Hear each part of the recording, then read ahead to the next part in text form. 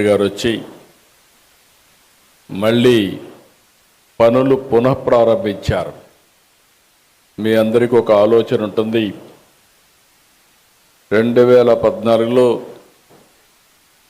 నూతనమైన రాష్ట్రం ఏర్పడిన తర్వాత ఏ విధంగా ముందుకు పోవాలని ఆలోచించినప్పుడు నాకు అండగా వచ్చి మీరు రాజధాని కట్టాలనుకుంటున్నారు, మేము సహకరిస్తామని మొట్టమొదటిసారిగా వచ్చి చెప్పింది అమరావతి రైతులని చెప్పి మరొకసారి విజ్ఞప్తి చేస్తున్నారు. ఒక స్ఫూర్తిదాయకమైన నిర్ణయం.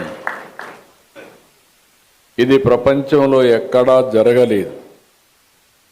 ఇంత స్ఫూర్తితో దగ్గర 29,000 మంది రైతులు 34,000 ఎకరాల భూమి స్వచ్ఛందంగా ముందుకొచ్చి ల్యాండ్ పూలింగ్లో మేము ఇస్తామని ఆ రోజు వాళ్ళు అనౌన్స్ చేసినప్పుడు ఈ రోజుటికి కానీ ఇంకా భవిష్యత్తులో కూడా జరుగుతుందో నాకు తెలియదు, కానీ ప్రపంచంలోనే స్ఫూర్తిదాయకమైనటువంటి ల్యాండ్ పూలింగ్ జరిగిన ఏకైక ప్రాంతం అమరావతి అని చెప్పి కూడా నేను మీకు తెలియజేస్తున్నా.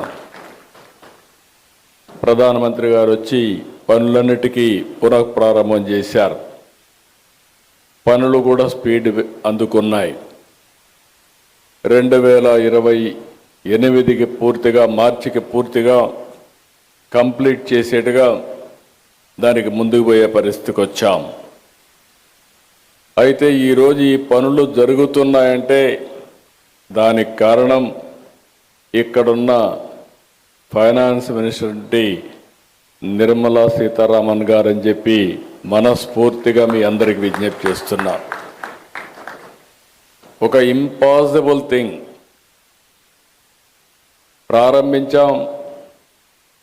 పనులు స్పీడప్ చేసే సమయంలో గవర్నమెంట్ పోయింది. 5 ఏళ్ళు విధ్వంసం జరిగింది.